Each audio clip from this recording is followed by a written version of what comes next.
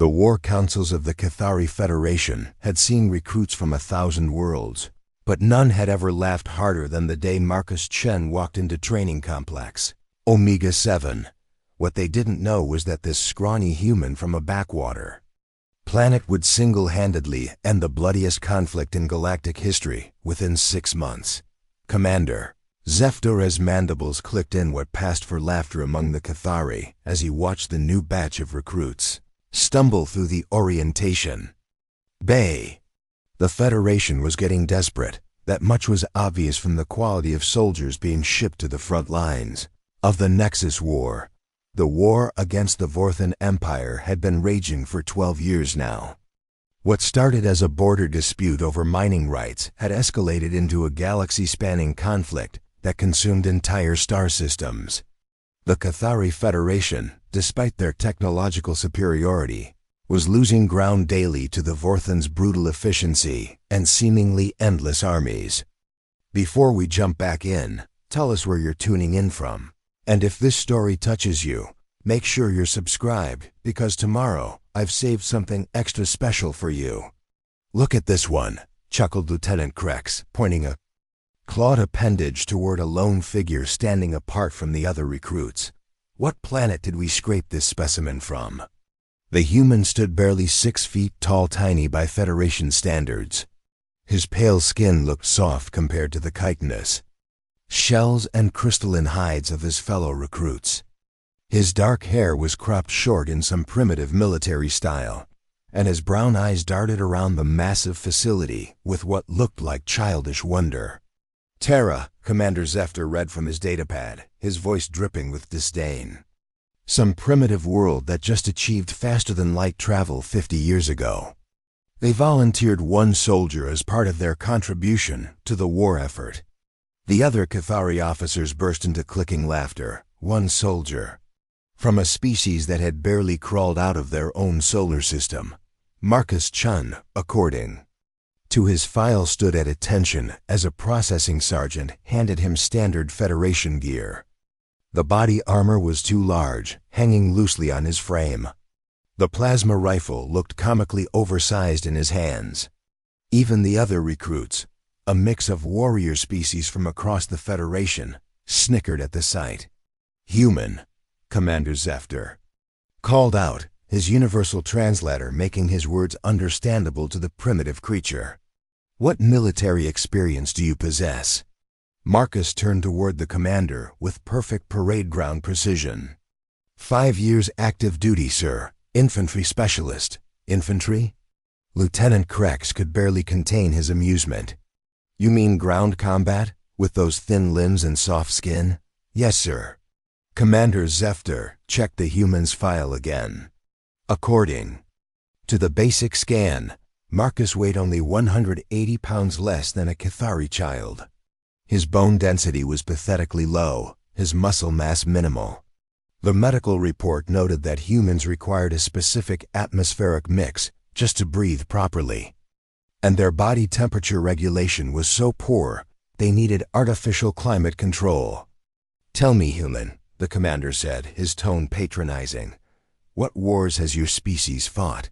What victories can you claim? Marcus was quiet for a moment, as if considering the question carefully. Well, sir, we've been fighting each other for about 10,000 years. As for victories, he paused. I suppose that depends on which side you're asking about. The Kethari officers exchanged glances, fighting each other. What kind of barbaric species turned weapons on their own kind? We'll assign you to Supply Division, Commander Zeph'tar decided.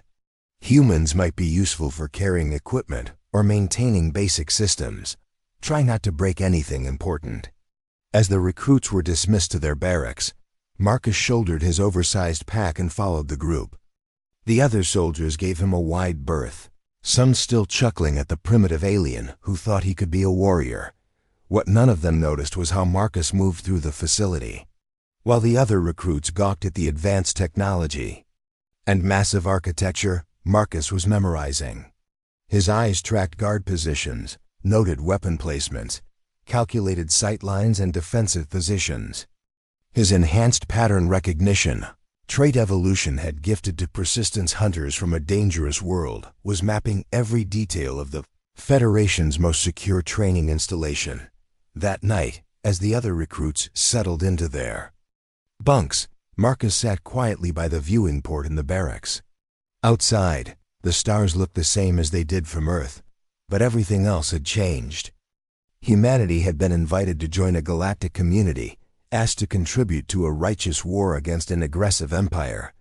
They had no idea what they'd just recruited. The Nexus War was about to take a very different turn, and it would start with the human everyone had dismissed as useless. But first, Marcus needed to understand exactly what kind of war the Federation had been fighting, and more importantly, what kind of war they were losing. Because humans, as the galaxy was about to learn, had very different ideas about how wars should be fought.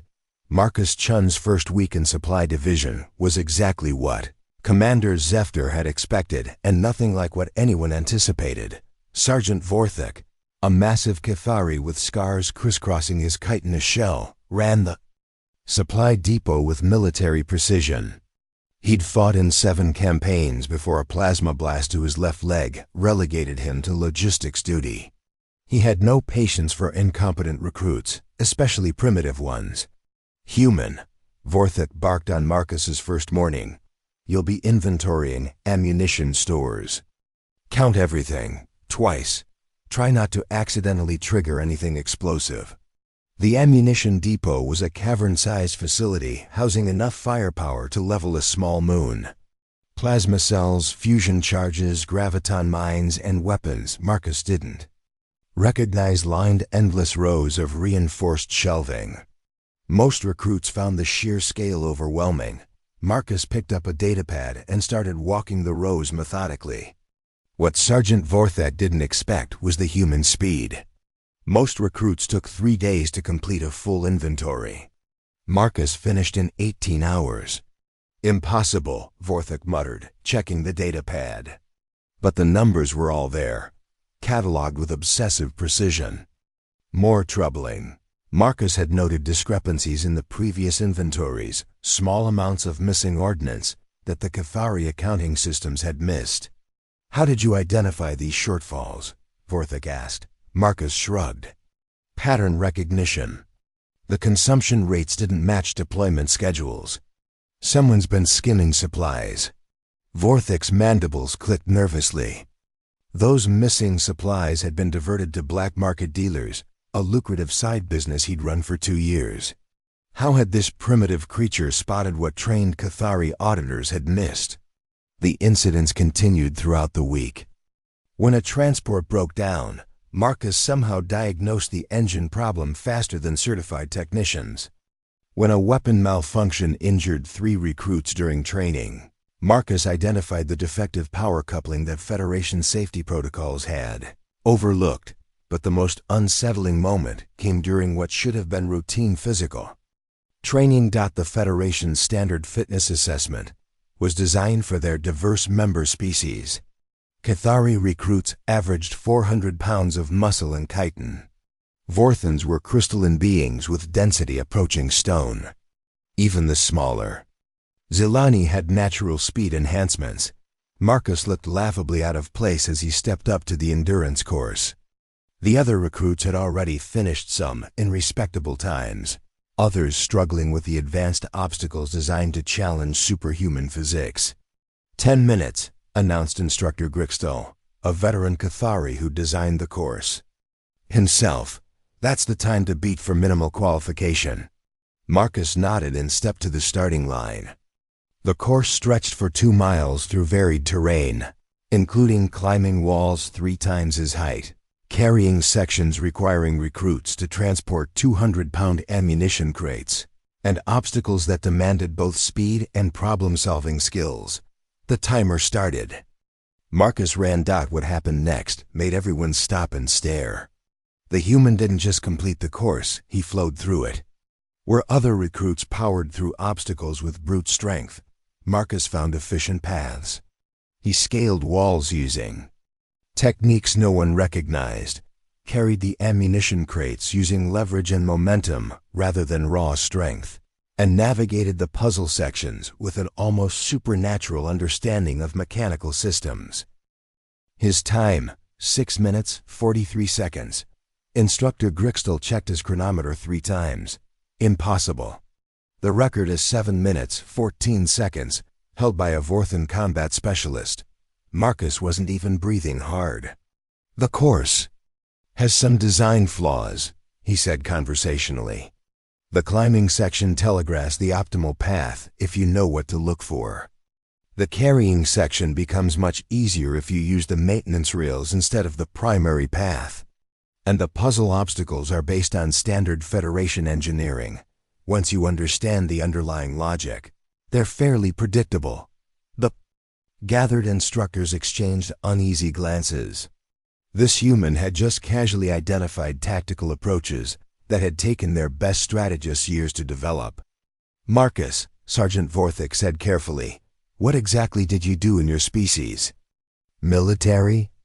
Infantry, Marcus replied, the same answer he'd given before. But what kind of infantry? What was your specialty?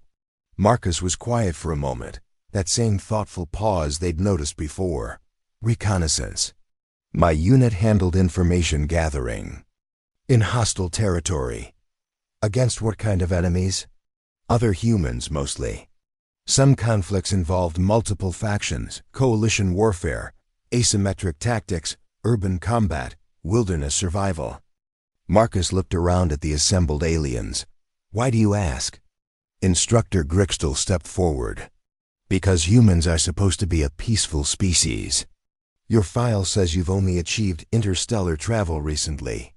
How much warfare could a young species possibly have experienced? Marcus's expression shifted slightly, not quite a smile, but something that made the Kethari uncomfortable. Sir, humans have been at war continuously for recorded history. We've never had a period of true global peace. When we weren't fighting external enemies, we fought each other. When we ran out of reasons to fight, we invented new ones. The training. Ground had gone completely silent. How many wars has your species fought? Sergeant Vorthik asked. Major conflicts? Thousands. If you count smaller engagements, civil wars, colonial conflicts, and regional disputes, Marcus paused to calculate. Probably tens of thousands. We've gotten very good at it. The implications hit the assembled Kethari like a physical blow. This wasn't just one soldier from a primitive world. This was a representative of a species that had spent millennia perfecting the art of warfare against opponents who shared their own intelligence, creativity, and technological level. Preparing and narrating this story took us a lot of time. So if you are enjoying it, subscribe to our channel. It means a lot to us. Now back to the story. The Nexus War suddenly felt very different. The Federation had been fighting the Vorthans for 12 years using conventional tactics against a conventional enemy. But they'd just recruited someone from a species that had been fighting unconventional wars against unconventional enemies for their entire evolutionary history. That night, Commander Zeph'tar reviewed Marcus's performance reports with growing unease. Every metric was impossible. Every observation was tactically sound. Every solution was efficient to the point of brilliance. Either the human was an extraordinary individual, or humanity was an extraordinary species. And if it was the latter, the commander realized they might have just recruited the most dangerous soldier in the galaxy. The emergency briefing came at 0400 hours, jolting the entire base awake. Commander Zeph'tar's voice echoed through the facility's communication system with barely controlled panic. All personnel to Station Alpha. Priority 1 alert. This is not a drill. Marcus dressed quickly and joined the stream of confused recruits and officers flowing toward the main briefing hall. The massive chamber could hold 10,000 beings, but tonight it felt cramped as the entire base population crammed inside. Commander Zeph'tar stood at the central podium, his usually pristine uniform disheveled. Behind him, holographic displays showed tactical readouts that made several officers gasp audibly. At 0347 hours, the commander began, his voice tight. Vorthan Empire forces launched a coordinated assault on the Kepler defense grid. 7 fortress worlds, simultaneously. The hologram shifted to show 7 star systems, each blinking from green to red in rapid succession. Total Federation casualties, 400,000 personnel. Fleet losses, 60% of the 3rd and 7th battle groups. The Kepler defense grid, which has held for 8 years, has fallen completely. A collective intake of breath swept through the assembled crowd. The Kepler grid wasn't just a defensive position. It was the Federation's primary barrier against Vorthan expansion into the core worlds. Estimated time until Vorthan forces reach the capital sector, 6 weeks. Silence, then frantic chittering and clicking as the implications sank in. The war wasn't just going poorly, it was about to end in total Federation defeat. "Sir," called out Lieutenant Krex from the crowd, "how did they coordinate such an assault?" "Our intelligence showed no massing of forces. They didn't mass forces." Commander Zeph'tar interrupted grimly. "Preliminary reports suggest each fortress world was taken by minimal ground troops. Small teams, maybe 100 soldiers per planet." The briefing hall erupted in disbelief. 100 soldiers taking fortress worlds defended by 50,000 Federation troops each. It was impossible. Marcus, standing quietly in the back, raised his hand. "Human." Commander Zeph'tar noticed him. "You have a question?" "Sir, permission. To ask about the tactical approach the Vorthans used." Several officers turned to stare at the primitive recruit who dared speak during a crisis briefing. Commander Zeph'tar, desperate for any insight, nodded. "What specific methods did they employ to achieve these casualty ratios?" Marcus asked. Commander Zeph'tar consulted his datapad. "Preliminary reports mention psychological warfare, infrastructure disruption, and what our analysts call cascade failure tactics. They didn't attack our armies directly, they attacked our supply lines, communication networks, and command structures. Our forces found themselves cut off, confused, and fighting phantoms." Marcus nodded slowly. "And the fortress world surrendered rather than being destroyed?" "Yes. How did you—" "Because that's not how the Federation fights wars," Marcus said. Quietly, "but it's exactly how humans do." The briefing hall went dead silent. Commander Zeph'tar stepped closer to the microphone. "Explain." Marcus looked around the hall at thousands of alien faces staring at him. "Sir, the Federation fights like apex predators. You use overwhelming force, superior technology, and direct confrontation because that's what works when you're the strongest species in the room." He paused, organizing his thoughts. "Humans aren't apex predators. We're persistence hunters, pack animals. We evolved fighting things bigger, stronger, and more dangerous than us. We learned to use intelligence, coordination, and patience instead of raw strength." Commander Zeph'tar's mandibles clicked nervously. "What does that have to do with the Vorthan attacks?" "Everything." Marcus stepped forward slightly. "Sir, may I ask what you know about human military history?" "We know humans are a young species with primitive technology." "Commander," Marcus interrupted gently, "humanity has been waging war for 10,000 years against enemies with the same intelligence, the same creativity, and the same desperation. We've fought wars where the survival of our entire species hung in the balance, multiple times." The holographic display still showed the 7 fallen fortress worlds, blinking red like warning lights. "The tactics the Vorthans just used: small teams, infrastructure attacks, psychological warfare, cascade failures. Those aren't Vorthan innovations. Those are human doctrines. We wrote the playbook on asymmetric warfare." Dr. Kethari, the Federation's chief military analyst, stepped forward from the crowd. "Are you suggesting the Vorthans learned these tactics from studying humanity?" Marcus shook his head. "No, Doctor. I'm suggesting the Vorthans learned these tactics from humans. The temperature in the room seemed to drop. "Impossible, Commander," Zeph'tar said. "Humans only achieved interstellar travel 50 years ago. You've been part of the galactic community for less than a decade."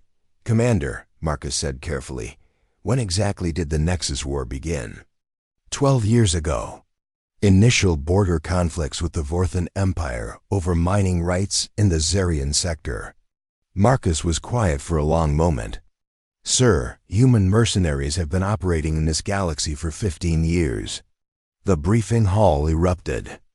In chaos, shouts, clicking, and electronic screeching filled the air as thousands of beings processed this revelation simultaneously. Commander Zeph'tar slammed his hand on the podium. "Silence!" He stared directly at Marcus. "Explain, now." "Earth's governments knew about galactic civilization long before making official contact," Marcus said. "We sent scouts, observers, small teams to gather intelligence about potential threats and opportunities. Some of those teams freelanced." Dr. Kethari pushed through the crowd. "You're saying human soldiers have been selling military expertise to whoever paid them?" "I'm saying some humans saw an opportunity to field test our doctrines against galactic standard forces. The Vorthans paid very well for lessons in unconventional warfare." The implications hit the assembled crowd like a physical wave. The Vorthan Empire's recent tactical innovations, their sudden shift from conventional to asymmetric warfare, their ability to defeat superior forces through cunning rather than strength, all of it had been taught to them by the very species. The Federation had just recruited. Commander Zeph'tar looked at Marcus with a mixture of horror and fascination. "How many humans are currently serving with Vorthan forces?" Marcus shrugged. "Honestly, I don't know. Mercenary operations are compartmentalized. Could be dozens. Could be hundreds." "And you?" Dr. Kethari demanded. "Are you here to sabotage Federation efforts?" Marcus met her gaze steadily. "Doctor, I'm here because Earth's official government decided the Federation represented the better long-term alliance. But I'm also here because I know how humans fight wars, and I know how to fight other humans." He looked around the silent briefing hall. "The question is, do you want to keep losing to your own tactics, or do you want to learn how to beat them?" The war had just taken its most dramatic turn yet. The Federation had recruited not just a human soldier, but potentially the only being in the galaxy who understood how to counter humanity's deadliest export, the art of unconventional warfare. 3 hours after the emergency briefing, Marcus Chen found himself in the Federation's most classified war room, surrounded by generals and admirals whose combined experience spanned centuries of galactic warfare. The holographic tactical display showed the current state of the Nexus. War in brutal clarity red zones spreading like infection across Federation space. General Tisara, the Federation's supreme military commander, stood 12 feet tall, even. In her ceremonial armor, her crystalline carapace bore the scars of a dozen campaigns, and her voice carried the authority of someone who had never tasted defeat until now. "Human," she said, her translator rendering her clicks and whistles into cold, precise words. "You claim you can counter Vorthan tactics. Prove it." Marcus stepped toward the tactical display. "General, may I ask how the Federation typically responds to Vorthan raids?" "Standard protocol. Identify their target, mass our forces, engage with superior firepower." "And how often does that work?" General Tisara, as mandibles clicked in what Marcus was learning to recognize as irritation. "Recently, never. They appear, strike, and vanish before we can respond effectively." Marcus nodded and gestured to the display. "General, you're fighting the war they want you to fight. Reactive, defensive, always one step behind." He manipulated the hologram, highlighting recent Vorthan attack patterns. "But they have a weakness you haven't exploited, which is, they're using human doctrine, but they're not human." Marcus pulled up detailed readouts of the Fortress World attacks. Look at these strike patterns. Perfect textbook execution, too perfect. Humans adapt tactics in real time based on field conditions. These attacks followed predetermined plans with no deviation. Admiral Korthik, a veteran naval commander, leaned forward. What's the significance? Humans taught them the tactics, but not the underlying philosophy. They're executing our strategies without understanding our thinking. Marcus expanded the tactical view to show the entire sector, which means they're predictable in ways humans never would be. Marcus began marking positions on the hologram. Based on these patterns, I can tell you exactly where they'll strike next. More importantly, I can tell you how to be waiting for them. The assembled officers exchanged glances. Making predictions about Vorthan movements had been impossible for months. Prove it, General Tisara commanded. Marcus studied the display. For 30 seconds, his enhanced pattern recognition processing years of conflict data. The Vorthans will hit the Sigma relay station in 47 hours. Small insertion team, probably 8 to 12 operatives. They'll disable the communication array first, then target the power grid to create cascade failures in the defensive systems. He pointed to specific locations on the station schematic. Insertion point will be Maintenance Shaft 7 Alpha. It's the only approach that allows them to reach both primary targets without crossing major security checkpoints.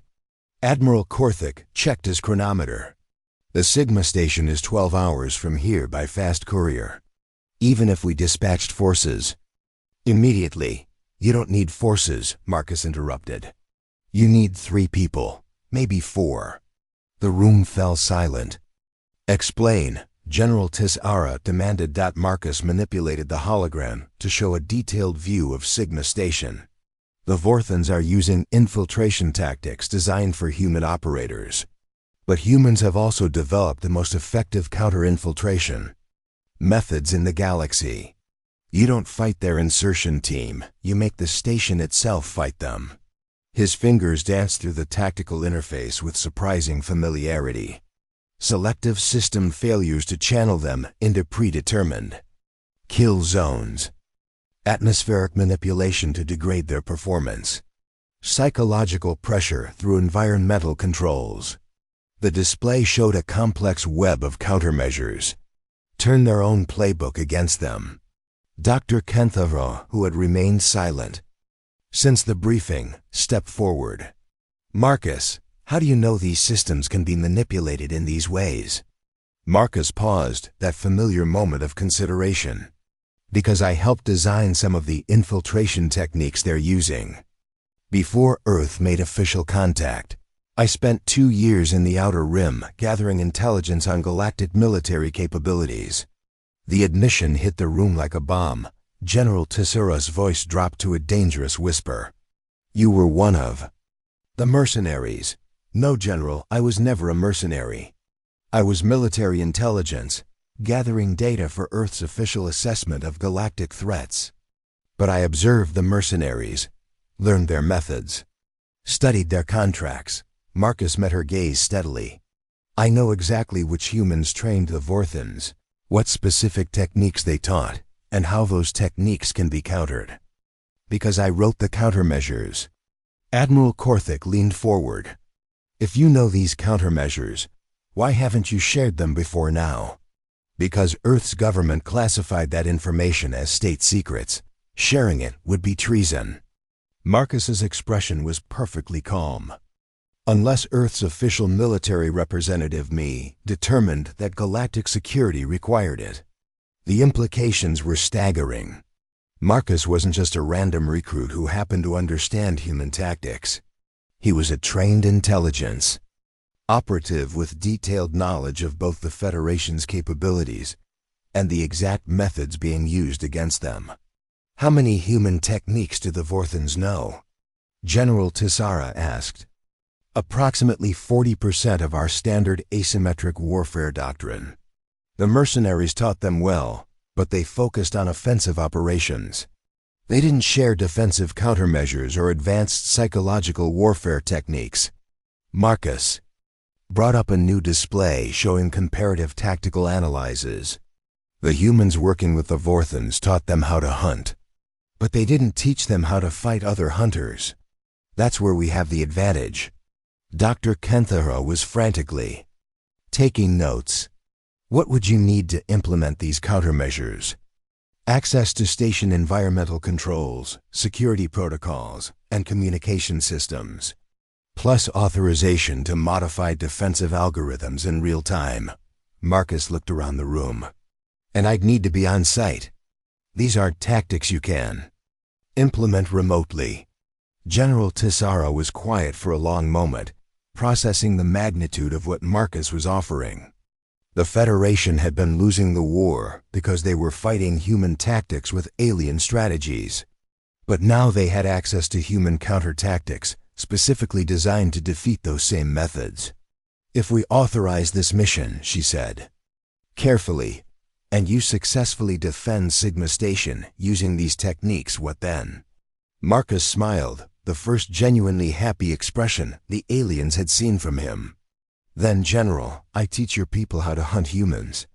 And we take this war to the Vorthans in ways they'll never see coming.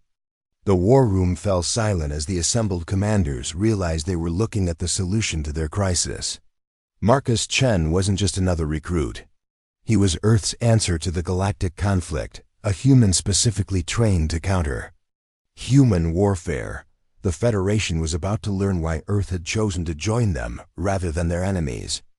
And the Vorthans were about to discover that their human teachers had been holding back the most dangerous lessons of all. 40-6 hours and 37 minutes later, Marcus Chen stood in the control center of Sigma Relay Station, watching 12 Vorthan infiltrators walk directly into the most sophisticated trap in galactic military history. Insertion detected in Maintenance Shaft 7 Alpha, reported Lieutenant Zeph'tar from the monitoring station.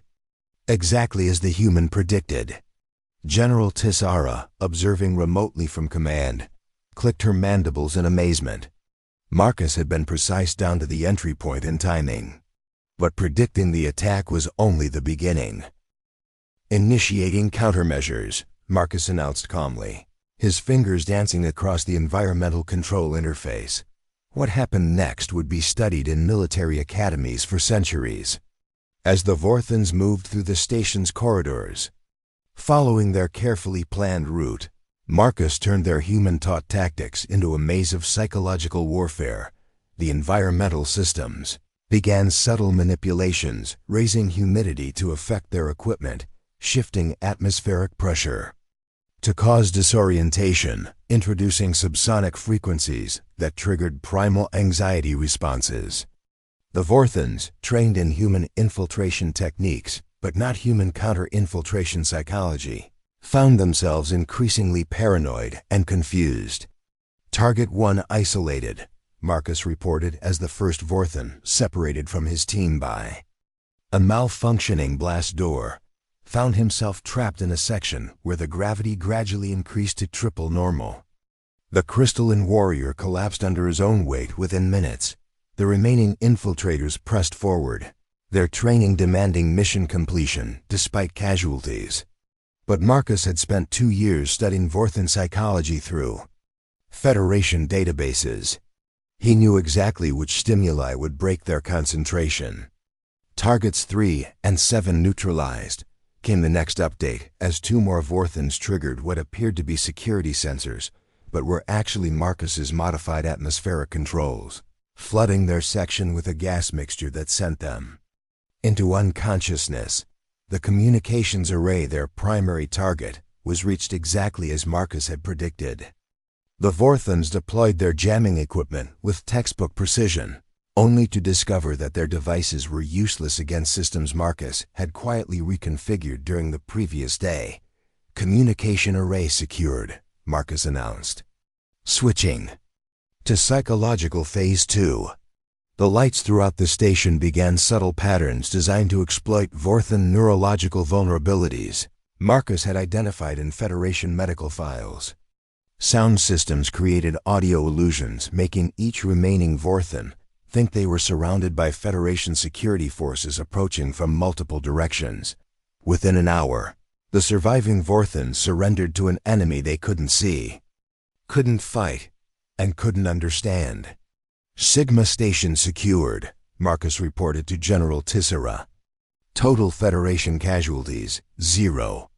Total Vorthan casualties, 0.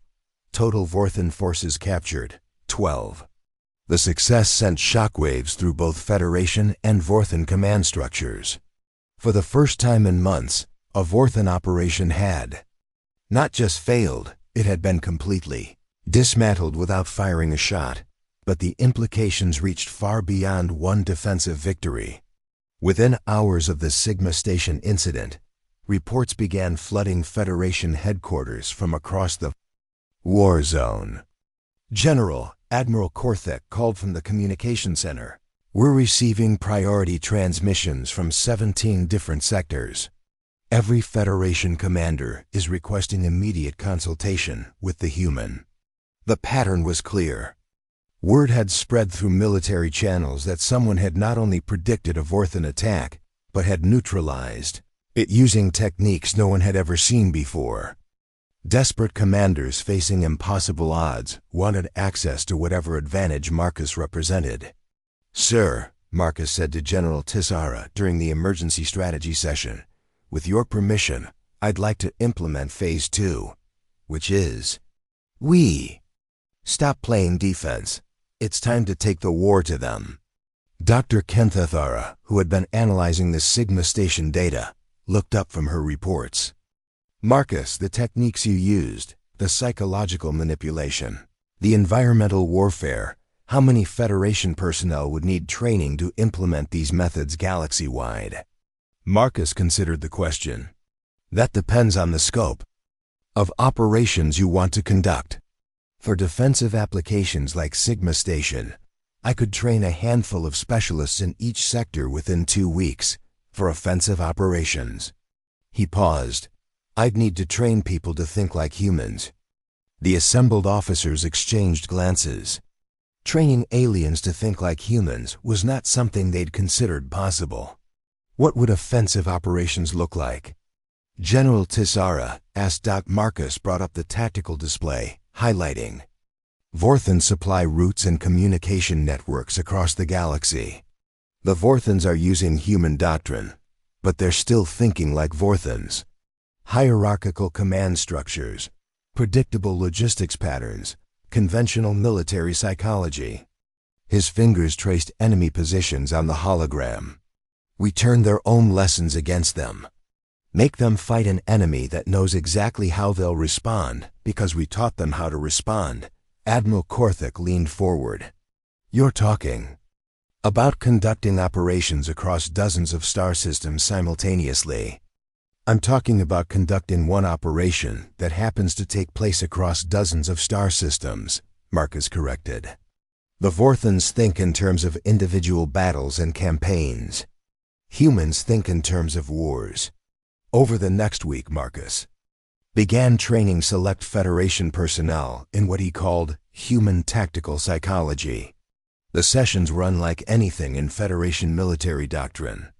"Forget everything you know about fair combat," Marcus told his first class of alien officers. "Humans don't fight fair. We fight to win. That means using every advantage psychological, technological, environmental, temporal." The Federation officers, raised on concepts of honorable warfare and direct confrontation, struggled with tactics that seemed almost underhanded. "Sir," asked Captain Zorthak, a decorated Kethari veteran, "isn't it dishonorable to attack an enemy's confidence rather than their forces?" Marcus looked at him seriously. "Captain, is it more honorable to end a war in months with minimal casualties, or to continue fighting for years while millions die because you're too proud to use effective tactics?" The question hit the assembled officers like a physical blow dot as reports continued flowing in from across the galaxy. Vorthan operations failing mysteriously. Supply lines disrupted by inexplicable technical failures, communication breakdowns. That seemed almost coordinated. It became clear that something fundamental had changed in the Nexus War. The Vorthans, who had been winning through superior tactics for months, suddenly found themselves fighting an enemy that anticipated their every move, countered their every strategy, and turned their own advantages into weaknesses. And at the center of it all was a single human recruit who had gone from supply division to strategic command in less than 2 weeks. The galaxy was about to learn what happened when you taught human warfare to non-humans, then faced an actual human who understood both sides of the equation. 3 months after the Sigma Station incident, Marcus Chen had become a ghost story whispered in Vorthan military circles. Working with small teams of Federation volunteers he'd trained in human psychological warfare techniques, Marcus began systematically dismantling Vorthan operations across the sector.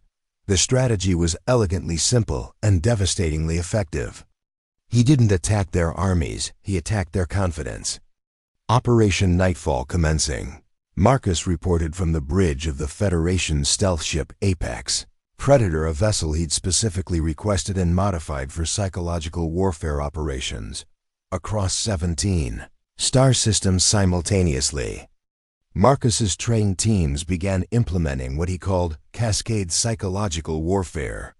Supply convoys found themselves lost in hyperspace due to navigation errors that were actually precisely calculated by Marcus's understanding of their route planning algorithms. Communication networks experienced technical failures that isolated commanders from their forces at crucial moments.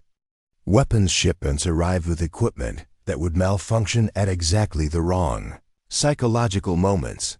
The Vorthans found themselves fighting an enemy that seemed to know their plans before they made them, could predict their responses with supernatural accuracy, and turned their own tactics against them with devastating effectiveness. "It's like fighting ourselves," reported one captured Vorthan commander during interrogation. "But they know things about us that we don't know about ourselves." The psychological impact was catastrophic. Vorthan forces began refusing missions, convinced that their human advisors had betrayed them to the Federation. Internal suspicion and paranoia spread through their ranks as Marcus's operations made it impossible to distinguish between legitimate failures and deliberate sabotage. "General," Marcus reported to Tisara during a secure communication from deep in Vorthan territory, Phase 3 is ready for implementation. Phase 3? Direct psychological contact with Vorthan High Command. It's time to end this war. What Marcus did next violated every principle of conventional warfare the Federation had ever practiced. Instead of attacking Vorthan leadership, he opened a direct communication channel to their Supreme Commander. "Supreme Commander Vorthek," Marcus said through the quantum communicator, his image appearing in the Vorthan war room 50,000 light-years away.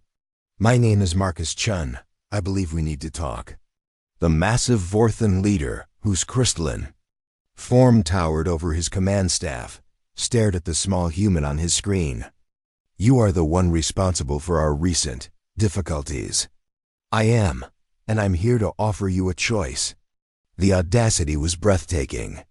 A single human, deep in enemy territory, offering terms to the commander of a galactic empire. "You can continue this war," Marcus continued calmly, "and I will systematically destroy your military's psychological cohesion until your forces refuse to fight. Or you can end it now, with dignity intact and minimal casualties on both sides." Supreme Commander Vorthak's voice carried centuries of military authority. "You threaten us with human tactics that we ourselves learned from human teachers." Marcus smiled, that same friendly expression that had once seemed so harmless. "Commander, the humans who taught you were mercenaries. They taught you how to fight wars for profit. I'm military intelligence. I was taught how to end wars for keeps." The distinction hit the Vorthan command staff like a thunderbolt. Their human advisors had been freelancers seeking payment. Marcus represented humanity's official strategic capabilities. "What you learned," Marcus continued, was about 40% of standard human asymmetric warfare doctrine. Offensive operations. Mostly.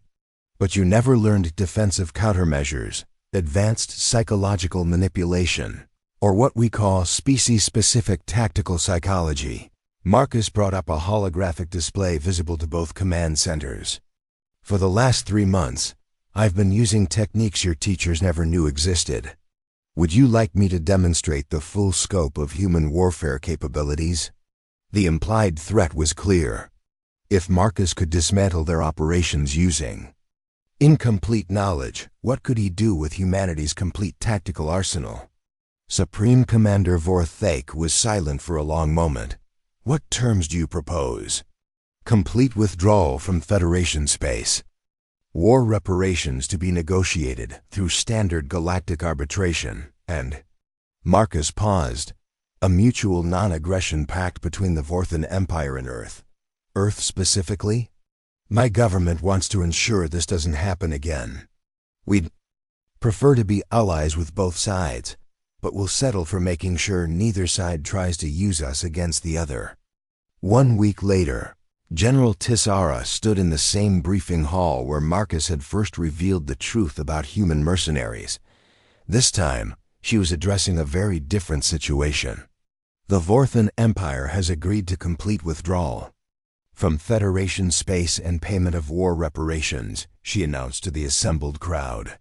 The Nexus War is over. Cheers erupted throughout the hall, but all eyes turned to the quiet human standing in the back, the same spot where he'd once been mocked as a primitive recruit. The Vorthans also made a specific request. General Tisara continued, her voice carrying a mixture of awe and concern. They want assurance that humanity will not share advanced psychological warfare techniques with any other species. They consider human tactical doctrine to be too dangerous for general galactic application. Marcus stepped forward, that familiar thoughtful expression on his face. General, Earth's government instructed me to ensure the war ended with minimal casualties and maximum stability for our new galactic neighbors. He looked around the room at the assembled alien faces that no longer showed mockery or dismissal, but respect tinged with healthy fear. Mission accomplished. Dr. Kethari approached him after the ceremony. Marcus, one final question. You ended a 12-year war in 4 months, essentially single-handedly. Were you holding back? Marcus's smile carried implications. That made the seasoned scientist step backward.